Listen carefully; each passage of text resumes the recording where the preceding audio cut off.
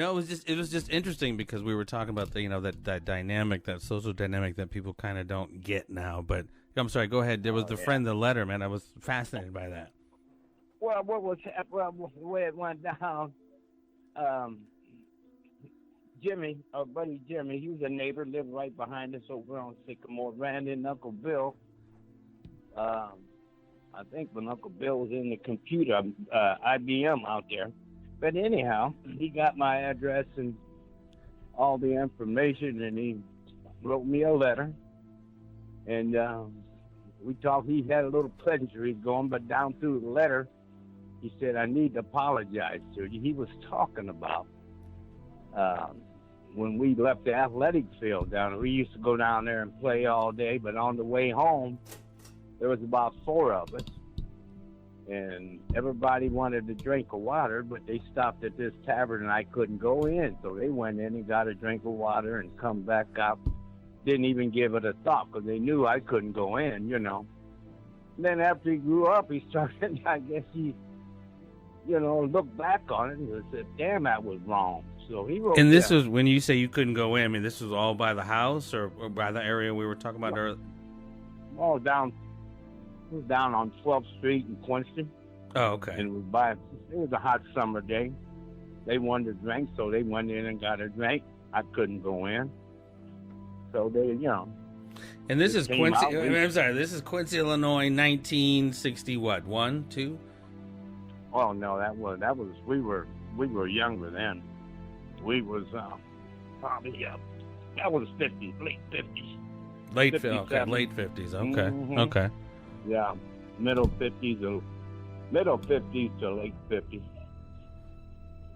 But Ken and I were talking about how segregated and the black signs, we had them in Quincy, at the Dairy Queen where we got there, the vanilla window and the chocolate window, Oh no! Yeah, they even commercialized segregation. Yeah. So, but the letter you got though, you said you still have it. I got it somewhere. Mm-hmm. I mean, what was he? Was it something you just held on to? I mean, was it something in it that made? It was just. What was it? What was it in the letter that made you hold on to it for so long? Well, just basically, it was from Jimmy, and I thought it was very profound. That it's just a lesson in. People learn later on in life how things really work. You know what I mean? Right. Just he didn't realize it. He was apologizing. I've had a couple of my grade school buddies apologize. The guy that Lance and I and we used to go up there to the NASCAR races up in Chicago, and he was apologizing. Kenny said, "I didn't know what you were going through." And I said, "Well, the thing about it, we were friends and we just ignored it, Didn't even give it a thought. But they didn't realize the prejudice and all the shit that was going on in our community. They thought Quincy was a cool little town. Didn't know how screwed up it really was, Well, I guess it is cool when everything is all working out for you and you can go wherever you want to go, Yeah, if you're not being discriminated against. And, what is that, Pop? You think that's kind of what's going on today? People can't necessarily empathize what's really going on with a certain segment of society. They kind of oftentimes just don't know, baby. Yeah, they just don't know. Yeah. If you never have been oppressed, been discriminated against or been oppressed or held down by society because of your color, you don't know what's going on. That's what's so weird. As I was saying to Ken, you were like, you were the top star basketball player, but when you would have to travel out of town, you would have to go, like you just saying. No, we had restrictions, man. Even then, when I come out of high school, we went to Pekin, Illinois, man, and there was some bad racial problems up there. We had to be escorted in town, man, and out. Police met our team bus. They would call ahead and tell us, here we come, and pick us up on the highway and get us to the gym. And after the game, throw a couple cars behind us, they escort us out of town. Yeah. So let me ask you. You addressed this, and it's so funny because I was just talking to my older brother, and he was basically relaying the same story, if you will, where your coach was essentially letting you know who you couldn't be messing with, right? Didn't your coach let you? Yeah. What did your coach say to you? Well, after Mom and I had a nice summer going around having fun, the girl, got back to Coach Hanks, and probably everybody in town that Kenny Wilson was dating a white girl. So dun dun dun dun. Yeah, So when we got back to school, about the second or third day of school, I was in study hall, and I got a call to go report to Coach Hanks' office. So I go down, and I sit down in the office, said, Kenny, how you doing? All that pleasantry shit. You been keeping your nose clean? I told him, I said, Coach, if you're talking about me dating Jackie McMurtry, I said, I haven't, I guess. And that took him by surprise, because he was looking for a big denial and stuff. Waiting for you to punk out. Daddy ain't no punk. Him, Daddy ain't no punk. Yeah. He told me, he said, if I have to kick you off this basketball team, I'll see that you never touch a basketball the rest of your life. So me and Mom, we just went undercover with our shit, Which has to be hard to do in a town like Quincy, Illinois, Oh, right? You can't imagine, Jack. You can't imagine. Yeah, Mom and Dad was scared to death because, you the fly in the buttermilk. You know what I mean? It's one of them. Man. We got threatened. I got threatened. Mm. So it wasn't nice back then, baby. Yeah, I mean, I just find that, and I find that fascinating when I was talking to Ken. I bet you do. No, I mean, just that somebody hit you up years later with you. Like you said, you've had a few instances where cats have come to you and been apologetic as far as their conduct back in the day. This is one after I grew up. The letter, to get a letter. I'll find that letter and let you check it out. Well, it's good. It's good that person had the sensibility or just the humility to send it. You know what I mean? Mm-hmm. Some people are very unapologetic about that behavior, but that's a beautiful thing to get that. However many years later. It was. That's the main reason I kept it. It's kind of heartfelt from me. And like I said, we were 6th or 7th grade, man, when that happened. Wow.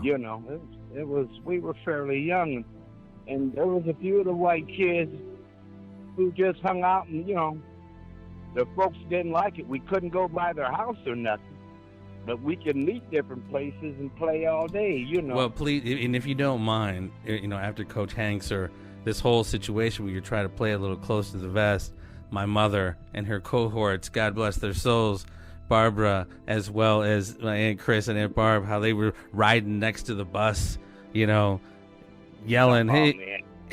Yeah, man, it didn't need that. I could have punched Mom out then. We heading out of town for a ball game, everything was kind of, we were the talk of the town, Mom and her rebel butt. Here she come down the street, get up next to the bus, her and Aunt Barb just raising hell. Go Devils, all this. I said, oh shit, boy, this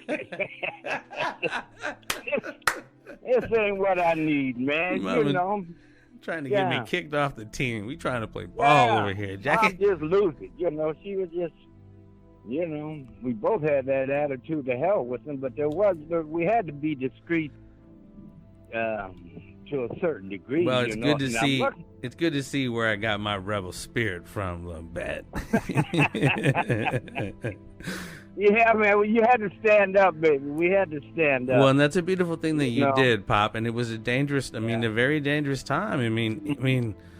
Well, it wasn't no good. We got out of Uncle Buck and I got out of junior high school one night, and I was tired of it, and he was my running mate, and there was a men's clothing store up on the south side of town, State Street. We weren't supposed to be anywhere closer there. After school, Uncle Buck come. I said, "Come on, man, we got some place to go." He said, "Where are we going?" I said, "We're going up to the State Street clothing store." "Where are we going up there for, man?" I said, "Come on, man, let's go. I said, let's just make them put us out. What the hell?" So we went up there. We wasn't in that store no more than 2 minutes, man. What do you guys want? What do you want to hear? We're just looking at some clothes. You can't be in there. Get out of here, Hurry up and buy. Yeah. Wow. Crazy. Yeah. Crazy. I mean, we love to think that times have changed, which to some degree they have, but. Oh, we done kind of regressed a little bit now, man. Yeah. Quite a bit, matter of fact. Quite a bit. You see all this hatred stuff going on, man. It's crazy right now. Even going back to your time, the 60s, et cetera, there's always been a lot of interest in keeping us divided, man. Divide and conquer has been a very... Yeah. But, and that's what's so beautiful, Pop, and that's what's so beautiful about you, man. When I see you go around and you really do go around and try to chat with people, et cetera, it makes people realize we have more in common than we do different. You could easily stay in your corner and not go over here and talk to people because whatever. That's always been your thing, man. You've always, let me go holler. Wherever you and Mom have traveled for these many years, you retired. You want to go meet people. You want to roll around. Hey, how you doing? I'm Kenny Wilson. Oh, yeah. And that's how you had... time. I'm sorry, go ahead. Mm-hmm. Go ahead. Well, I'm just saying that's how you had that experience down in Arizona where you're, 3,000-4,000 miles from home. You and Mom are out there hanging out in the desert, and somebody, somebody starts talking to you about, "Oh, man, I remember this left-handed basketball player back in the day. He was nice as hell." And you're like, "Dude, you're talking to him." That's crazy. That never happens. He called me and said, "You a lying motherfucker." He hadn't known me for 5 minutes, man. What are the odds of that happening? But that's the beautiful thing, man. You would never know that unless, you get out of your comfort zone. You could have easily allowed all that stuff you've gone through to make you put up boundaries. Like, these are just stupid, whatever it is. You know what I mean? Obviously, you're not racist because you're married to a white woman. You had a bunch of mixed babies.